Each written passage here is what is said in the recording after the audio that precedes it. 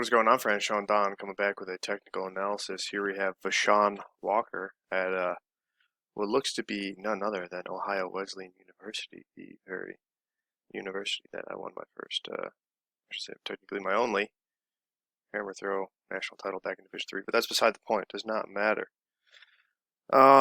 So just want to let you guys know that if you're interested in a technical analysis of your own, go to www.gripandrip.co and sign up. Just $20. Now's the time to sign up if you want to make those gains to go throw far at your conference meet or national meet later this year. All right, spiel over. Let's get into it. All right, yeah, good old Ohio Wesleyan. Recognize the circle anywhere. Yeah, you sent me two videos of Sean, and I think this one was the better one. First off, it's the better view, but also just looking at the two throws, this looks like it was a more complete sort of throw.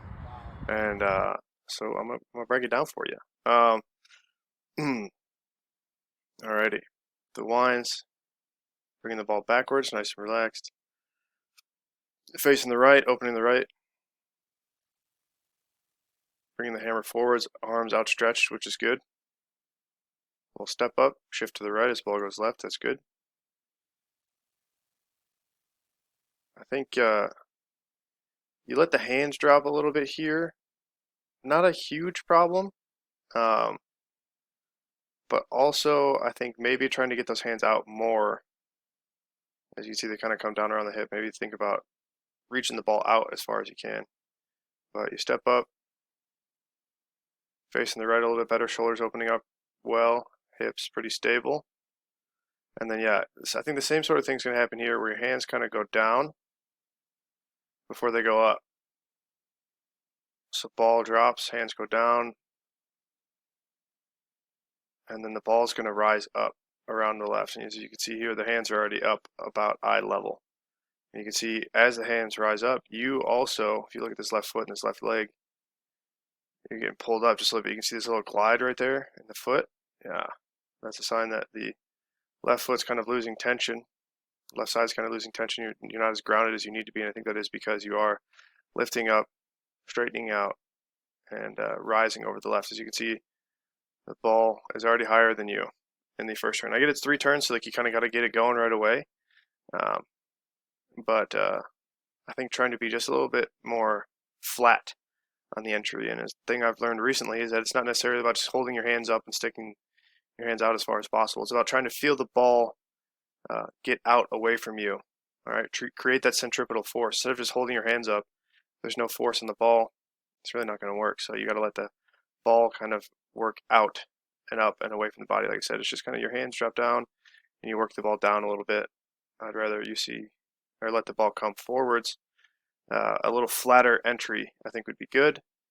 And then otherwise, as you come through an entry, you're leading it just a little bit. And this is a sign just of patience. You can see this right arm is tight.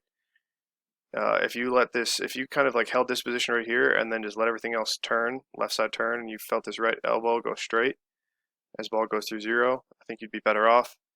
But otherwise, you come through 0, like I said, just leading a little bit, left side, head, a little bit ahead, left shoulder a little bit up and tight, right shoulder a little bit down, right elbow not entirely extended, this left leg straightening out, so these hips are going to shift back. You can see this straight left leg here.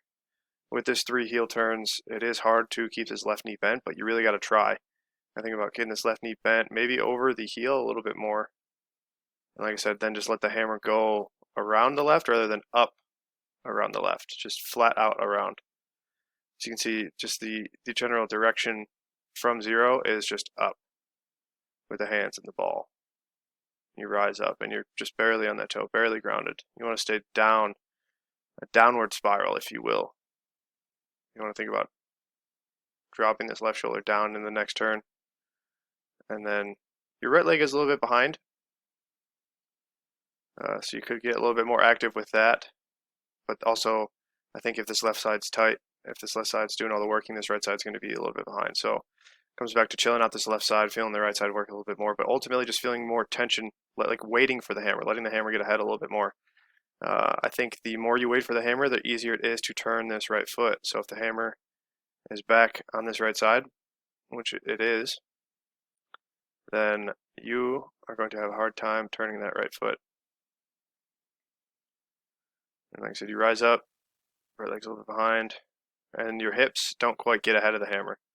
You can see everything's kind of square when ball's at 180, and then it's probably going to stay like that. If anything, your hips, it looks like you're trying to get your hips a little bit ahead, but you catch flat, which is okay. Not super tight in the shoulders, but looks like you could be a little bit more protracted forward with the shoulder blades, and then your hips could be underneath you a little bit more. You can tell just by this right knee, the fact that your right leg is straight. You're not over bent knee over this right foot and a little bit more centered. That'll give you a better kind of power position to work from, if you will. You catch flat-footed, right knee straight. It's kind of like, well, what am I supposed to do? It's hard to turn that right leg if it's straight. And then same thing, you catch, and the ball gets kind of worked down, and then ball's a little low, left side. Like you're trying to turn here. You can see early on that right foot's trying to turn, and it does a little bit, but then it stops. That's a sign that the left side's taken over again. Left side takes over, pulls the ball around. Left foot's opening up a little bit early. You still get this like same little bit of glide there. Shoulders look a little tight perhaps, but this left foot glide again, kind of a sign that you're not quite grounded, you're not quite connected to the hammer. But it looks like your hips, like I said, you get more posterior pelvic tilt. Google that, look it up, and ingrain it. Engage the abs, and engage the glutes, and tuck the hips underneath you towards the ball, hips towards hands. Sorry, because you can see that there is just a little bit of a anterior pelvic tilt here. And then you can see the big thing here is that the left shoulder is up, especially as you go to the, when ball's at 90, you can see the left shoulder over the right shoulder. And then you can see your shoulders kind of shrugging up here, hammer's getting above you. You want to think about kind of staying on top of the ball. And then hips, trying to turn. Looks a little better, perhaps. Same thing though, hips need to be underneath you. You catch flat, which is okay. But then you catch flat-footed again, you got to be up on the ball, that right foot. Makes things a lot easier. And then same thing, ball drops down on you as it comes down on this right side, and the low point is over here. This left side is going to pull up, and you're going to have to fight the hammer to get it across, which works sometimes, but it doesn't work maybe more of the time. I don't know. But you're fighting this hammer across, you're pulling up, you're tightening this left shoulder, this left foot's opening up, and then this right foot gets really stagnant because you are, like I said, fighting the hammer. It's pulling down on you and you want to be turning with it. So it's making this right foot really hard to turn. Left side straightens out, floats more. Left side, left shoulder up even more than before. And then catch again. A little shallow here, kind of cutting off the rotation because this left side is going up and you aren't quite turning with it. You get pulled around the, if you look at your path, so we're going to go back all the way to the start, but if you look at your path through the circle, it's very, 2, 3, very down this right sector line when it should be more centered, maybe even a little bit. Not quite down this left sector line, but maybe down the middle, and then maybe the last turn you go just a little bit down, what would be left of center. But you want to be at the very least centered. Like I said, so that's you kind of cutting off the rotation, if you will. The left side gets tight, and then looks like you're thinking about putting that foot down early. So you get pulled around the left, you catch flat again. But there's no separation, same thing. Hips are facing the hammer, shoulders are facing the hammer. I think if anything, the hips should be facing the camera a little bit more. At this point, feet should be more square. Catch, left heel comes down. And like at this position, looks quite funky. It looks like you'd be releasing down towards what would be the javelin runway. And for people who haven't seen this throwing sector, you don't know what I'm talking about, but VaShawn should know. Yeah, and you can see same thing. Left shoulder getting real tight, pulling up and through. And then like, because this right foot is so much further back into the sector than the left foot, you really can't quite get your hips up into it, so this left foot's going to pull off